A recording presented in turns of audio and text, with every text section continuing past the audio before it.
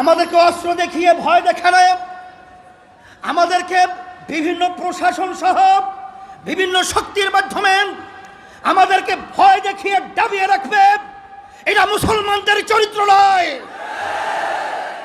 মুসলমানরা যখন নারায়ে তাকবীর আল্লাহু আকবার দিয়ে যখন মাঠে নামবে, তখন বাতিল শক্তি মুহূর্ত ময়দানে টিকতে পারবে না।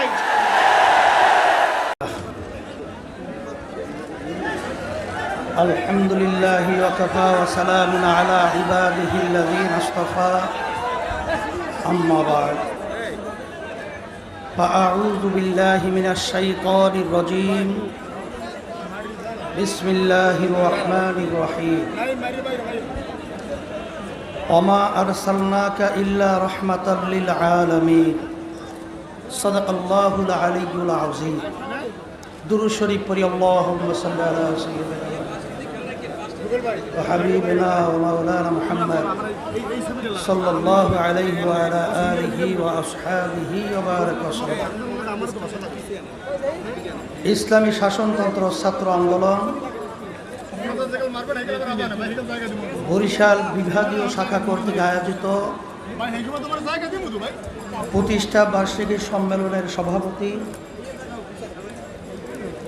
মঞ্চে কেন্দ্রীয় নায়েবে আমিররা সহ কেন্দ্রীয় ছাত্র আন্দোলনের ছাত্র আন্দোলনের কেন্দ্রীয় সভাপতি সহ বিভিন্ন পর্যায়ের দায়িত্বশীল ইসলাম দেশ এর ভবিষ্যৎ আমার প্রিয় ছাত্র ভাইরা, বাংলাদেশের ইতিহাস যখনই কোনো উত্থান পতনের ইতিহাসের পিছনেই সবচেয়ে বড় ভূমিকা পালন করছে ছাত্ররা। ইসলামী শাসনতন্ত্র ছাত্র আন্দোলন আব্বাজান রহমাতুল্লাহ আলাই প্রতিষ্ঠা করে তিনি একটা স্লোগান দিয়েছিলেন এবং আমাদেরকে শিখায় গেছিলেন সাহাবাদের অনুসরণ। আমি কিছুদিন আগে মদিনা শরীফ থেকে আসলাম। দায়িত্বশীল উল্লেখযোগ্য ইসলাম সহ যারা নীতি আদর্শ নিয়ে চিন্তা করে, ইঞ্জিনিয়ার আব্দুল হাই সাহেব, সে আমাকে একটা বই দেখাইতেছিল। বইটার নাম হলো 100। তার লেখক হলো বিজাতি। সেখানে থেকে তিনি আমাকে বের করে দেখালেন যে বিজাতিরা যতদূর তামাম দুনিয়া সৃষ্টির পরে 100 মনীষীর নাম তারা লিস্টভুক্ত করেছে। তার ভিতরে 1 নম্বর নামটাই আল্লাহর হাবিব মুহাম্মদুর রাসূলুল্লাহ সাল্লাল্লাহু আলাইহি ওয়াসাল্লামের নাম তারা নিয়ে আসতে বাধ্য হয়েছে। ইসলামী শাসনতন্ত্র ছাত্র আন্দোলন সেই নীতি আদর্শটাকেই বাস্তবায়নের জন্যে তারা আজকে রাজপথে সমবেত হয়েছে। আমি বিশেষ করে মুসলমান ছাত্রসহ মুসলমান সন্তানদেরকে বলবো, আজকে বাংলাদেশের ইতিহাসের দিকে যদি আমরা তাকাই, বাংলাদেশের স্বাধীনতার বয়স 47 বছর পার হয়ে 48 বছরে পদার্পণ করেছে। যে উদ্দেশ্য এবং যে চিন্তা চেতনা নিয়ে আমাদের দেশের লক্ষ লক্ষ মানুষ জীবন দিয়ে পঙ্গু হয়ে দেশকে স্বাধীন করেছিল, যখন আমরা আলোচনা করব 100 জন বুঝদার মানুষের সঙ্গে আলোচনা করলে 100 জন লোকই এই কথা বলবে যে স্বাধীনতার উদ্দেশ্য বর্তমানে বাংলাদেশের ভিতরে 100-এর ভিতরে 1%ও নাই। এর পরিবর্তন আমাদেরকেই করতে হবে। কারণ আল্লাহ রাব্বুল আলামিন বলেছেন, যেই জাতি নিজেদের ভাগ্যের পরিবর্তন না করে সে জাতির ভাগ্যের পরিবর্তন আমি করি না। সেই হিসাবে আমি আমার প্রিয় ছাত্রদেরকে বলবো, ইসলামী শাসনতন্ত্র ছাত্র আন্দোলন সুক্রিয়া সহকারে বলতে হয় আজকে 28 বছর অতিবাহিত হচ্ছে। অন্য অন্য রাজনৈতিক দলের ছাত্র সংগঠন রয়েছে, কিন্তু একমাত্র বাংলাদেশের মধ্যে যত গোয়েন্দা বাহিনী সহ যত পর্যালোচনা এবং যারাই রিসার্চ করেছে ইসলামী শাসনতন্ত্র ছাত্র আন্দোলনের একটা ছেলের বিরুদ্ধেও তারা কোনো কলঙ্কের কালির ছাপ লাগাতে পারে নাই। সেজন্য আমি বিশেষ করে কেন্দ্র সহ সকল শাখার ব্যক্তি পর্যায় পর্যন্ত আমি ছাত্রদেরকে ছাত্র আন্দোলনের ধন্যবাদ জানাই। সাথে সাথে ছেলেদেরকে বলবো, আজকে দুঃখ সহকারে বলতে হয় আজকে তাম দুনিয়ার মধ্যে যে মিথ্যা এবং যে ষড়যন্ত্র ইসলাম মুসলমানদের বিরুদ্ধে চলছে, এই মিথ্যা এবং ষড়যন্ত্রের বিরুদ্ধে আমাদের মুসলমানদেরকে একাকার হয়ে ওদের বিরুদ্ধে বাঘের মতো গর্জন দিয়ে ওদের মূল উৎপাদন তাম জমিন থেকে উৎপিয়ে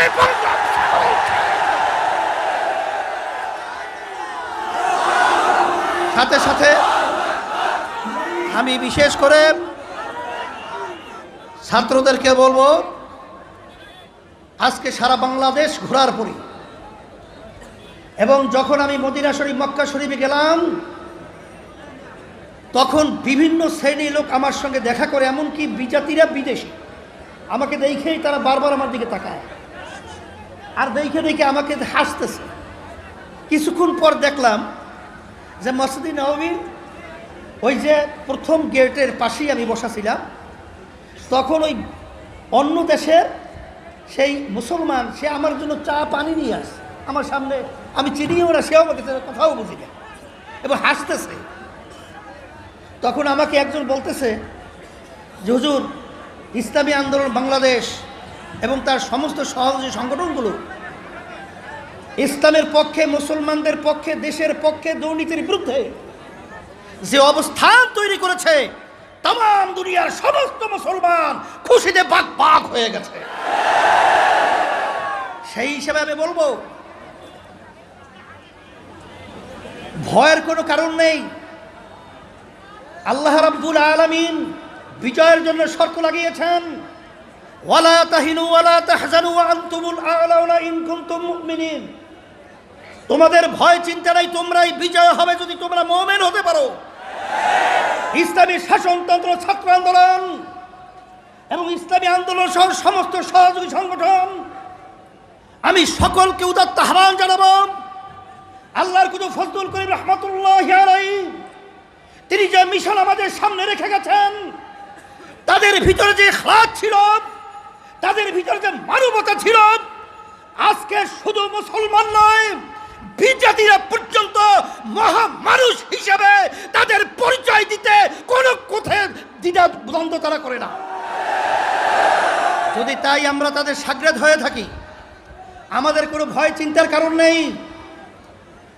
আমাদেরকে অস্ত্র দেখিয়ে ভয় দেখানো, আমাদেরকে বিভিন্ন প্রশাসন সহ বিভিন্ন শক্তির মাধ্যমে আমাদেরকে ভয় দেখিয়ে দাবিয়ে রাখবে, এটা মুসলমানদের চরিত্র নয়। মুসলমানরা যখন নারায়ে তাকবীর আল্লাহু আকবার দিয়ে যখন মাঠে নামবে, তখন বাতিল শক্তি মুহূর্ত ময়দানে টিকতে পারবে না। আপনারা জানেন যে আপনার বিভিন্ন ইসলামের পক্ষে যখন যুদ্ধ হয়েছে তখন বিভিন্ন সময় বাতিলদের অবস্থান এবং মুসলমানদের অবস্থান আমাদের জানা রয়েছে। আমেরিকা সহ বিজাতিরা যখন ইসলাম মুসলমানদের বিরুদ্ধে যখন তারা পদক্ষেপ গ্রহণ করেছে, যখন মুসলমান নারায়ে তাকবীর যখন শব্দ উচ্চারণ করত, তখন ওরা বলতো যে এর চেয়ে ভয় আমরা আর কখনো দেখিও নাই, এর চেয়ে ভয় আমরা কখনো পাইও নাই। ওরা যখন নারায়ে তাকবীর বলে তখন আমাদের কলিজা ভয়তে থরথর করে কেঁপে ওঠে।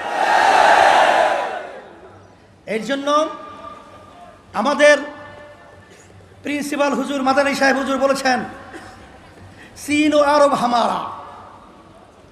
আসল তো মূলত মুসলমানদেরই সমস্ত তাম দুনিয়ার 3 ভাগের 2 ভাগ অবস্থান ছিল মুসলমানদের পক্ষে, কিন্তু আজকে মুসলমানদের চরিত্র আমাদের হারাবার কারণে আজকে আমাদের এই অবস্থান চলছে। সেই হিসাবে আমার ছেলেদেরকে বলবো যে আল্লাহর উপর তাওয়াক্কুল করে মুমিনের চরিত্র গঠন করে তোমরা সামনে অগ্রসর হও, তোমাদের বিজয় কেউ ঠেকাতে পারবে না ইনশাআল্লাহ। সাথে সাথে আব্বাজান রহমাতুল্লাহ একটা কথা বলতেন, সারা শরীরে যদি রোগ হয় ঔষধ লাগাবো কোথায়? আজকে বাংলাদেশ সরকার সহ তাদের যে দুর্নীতি, তাদের যে অবস্থান, কোনটা নিয়ে কোনটা আলোচনা করবো? যে জায়গায় তাকাই সেখানেই দেখি কোনো দুর্নীতি ছাড়া কোনো ভালো অবস্থান আমরা নজরে দেখছি না। সেই হিসাবে আমি সকলকে বলবো, সরকার প্রধানমন্ত্রী একটা কথা বলছেন, কথাটা আমার কাছে খুব ভালো লাগছে। যখন বড় বড় অফিসার সহ দায়িত্বশীলদেরকে একত্রিত করে প্রধানমন্ত্রী বক্তব্য রাখছিলেন কিছুদিন আগে ঘুষ সহ দুর্নীতির বিরুদ্ধে, তিনি বলছিলেন যে আপনারা সতর্ক হন, সবাইরে কিন্তু মরণ লাগবে।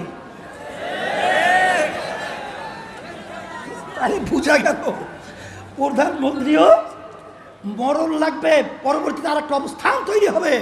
সেই হিসাবে আমি প্রশাসন সহ সাংবাদিক সহ আমার অন্য অন্য দলীয় যেই ভাইয়েরা আমার যুবকরা ছাত্র রয়েছেন সকল বলবো আসেন, আজকে শক্তি আছে, টাকা আছে, অস্ত্রের বল আছে। আজকে একটা মানুষের উপরে আপনারা নিরীহভাবে অত্যাচার চালিয়ে যাচ্ছেন নীরবভাবে, এবং বিভিন্ন টেন্ডারবাজি চাঁদাবাজির মাধ্যমে আজকে প্রধানমন্ত্রী পর্যন্ত হিমশিম খাইতেছে। তাদের ছাত্র কি লীগ তাদের ব্যাপারে নিয়ন্ত্রণ আনতে পারছে না। এই আওয়ামী লীগের সেক্রেটারি হার মানছে, কিন্তু আল্লাহর রহমতে আমরা বলছি এখানে তাকাইয়া দেখেন মহাসমুদ্র তৈরি হয়েছে ছাত্রদের জমা। ঢাকায় যখন কিছুদিন আগে যখন আমরা বলছিলাম, যখন আমরা উঠে ইশারা করছিলাম, ইশারার সঙ্গে সঙ্গে লক্ষ লক্ষ মানুষ সব নীরব হয়ে গেছে, তখন প্রশাসন সহ সবাই আশ্চর্য হয়ে গেছে এরকম নিয়ন্ত্রণ কিভাবে হয়। আর এটাই হলো দ্বীনি সংগঠনের চরিত্র। এই জন্য সকল কথা আহ্বান যারা আসেন, আমরা সবাই একত্রিত হয়ে মুসলমান তো ইসলামের বাহিরে থাকবে, এটা কোনোদিন হতে পারে না। আর বিজাতিরা শান্তির লক্ষ্যে মুসলমানদের পক্ষে আসবে, এটাই হলো বাস্তবতা। আমি আজকে সম্মেলনকে যারা বিশেষ করে আঞ্জাম দিয়েছেন, ব্যবস্থাপনা করেছেন, সকলকে ধন্যবাদ জানিয়ে আমি আমার আলোচনা শেষ করছি। আলহামদুলিল্লাহ।